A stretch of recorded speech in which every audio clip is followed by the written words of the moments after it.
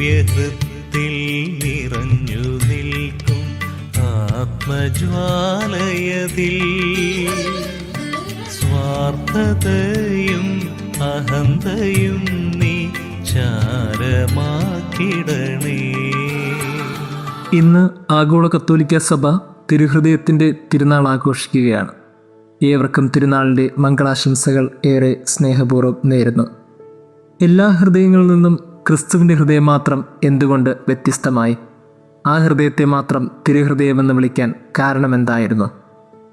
ക്രിസ്തുവിൻ്റെ അവസാന നിമിഷം ഏറെ വേദന നിറഞ്ഞ കാലഘട്ടമായിരുന്നു. കൂടെ നടന്നവർ അറിയില്ല എന്ന് പറയുകയും ചുംബനം കൊണ്ടുപോലും പ്രിയപ്പെട്ട ശിഷ്യന് ഒറ്റിക്കൊടുക്കുകയും ആര് നിന്നെ തള്ളിപ്പറഞ്ഞാലും ഞാൻ നിന്നെ തള്ളിപ്പറയില്ല എന്ന് ഉറപ്പു പറഞ്ഞവൻ തള്ളിപ്പറയുകയും ചെയ്ത രാത്രി.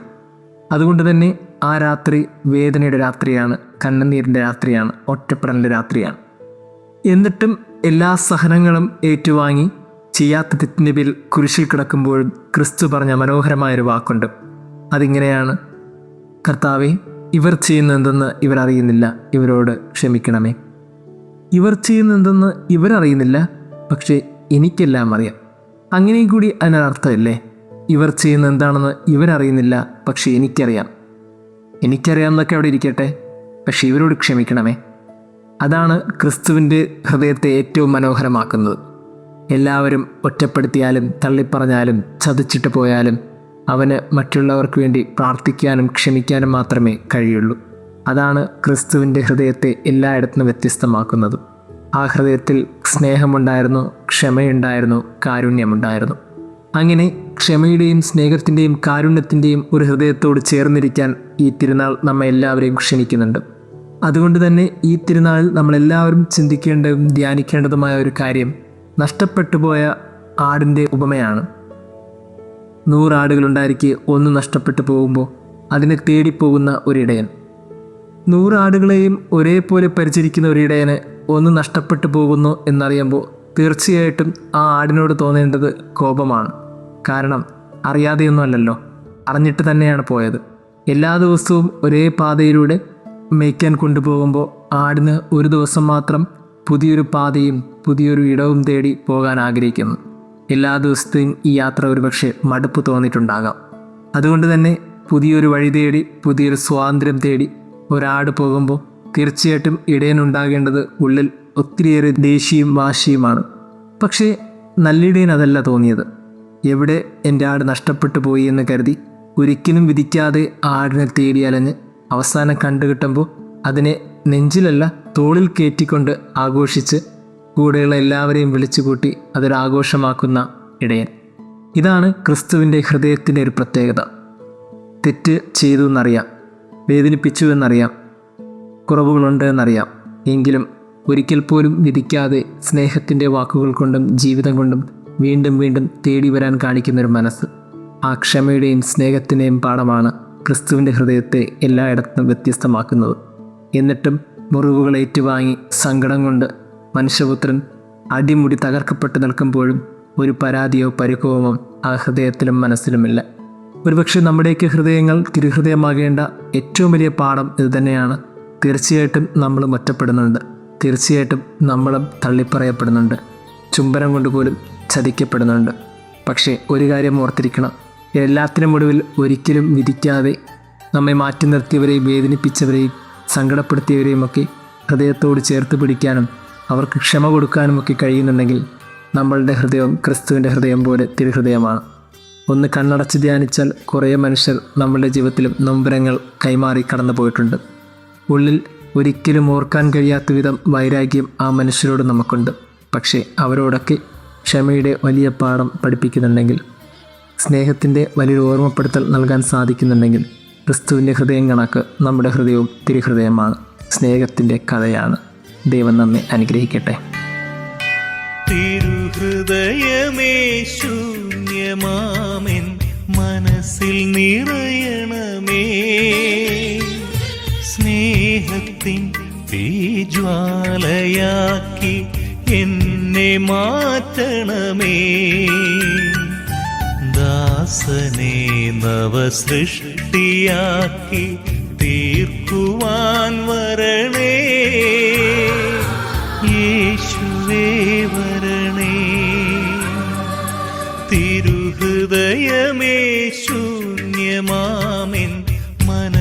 നിറയണമേ. സ്നേഹത്തിൻ തീജ്വാലയാക്കി എന്നെ മാറ്റണമേ. ദാസനെ നവസൃഷ്ടിയാക്കി തീർക്കുവാൻ വരണേ. യേശുവേ വരണേ.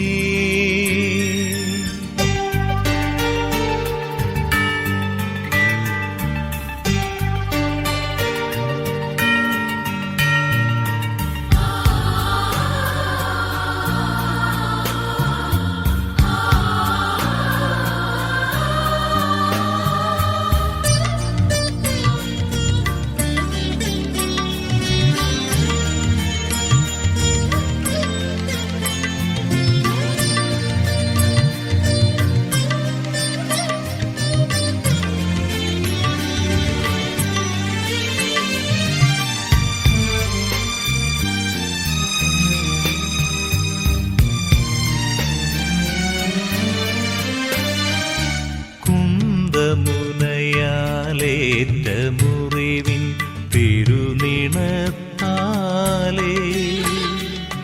പാപിയാമെൻ മാനസത്തിൻ കറകൾ കഴുകണമേ. കുന്തമുനയാലേറ്റ മുറിവിൻ തിരുനിണത്താലേ പാപിയാമെൻ മാനസത്തിൻ കറകൾ കഴുകണമേ. മരിക്കുവോളം യേശുവേ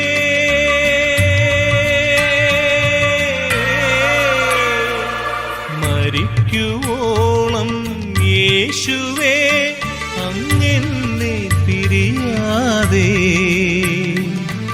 ഇടയ വഴിയിൽ കൈപിടിച്ച് എന്നെ നയിക്കണമേ. അങ്ങനെ നയിക്കണമേ. തിരുഹൃദയമേ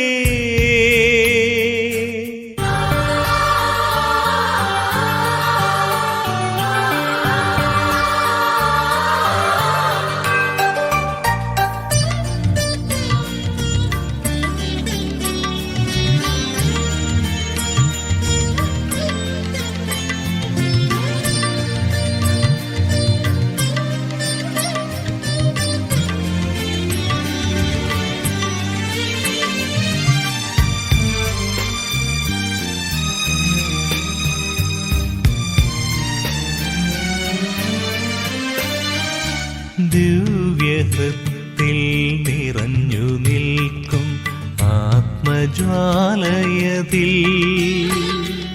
സ്വാർത്ഥതയും മഹന്തയും നീ ചാരമാക്കിടണേ. ദിവ്യഹൃത്തിൽ നിറഞ്ഞു നിൽക്കും ആത്മജ്വാലയതിൽ സ്വാർത്ഥതയും അഹന്തയും നീ ചാരമാക്കിടണേ. വിനയമോടെ യേശുവേ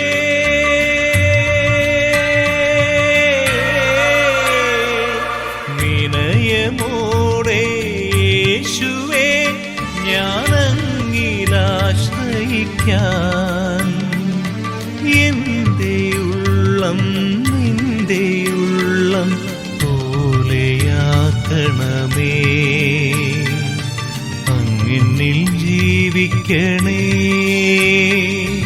തിരുഹൃദയമേ ശൂന്യമാമെൻ മനസ്സിൽ നിറയണമേ.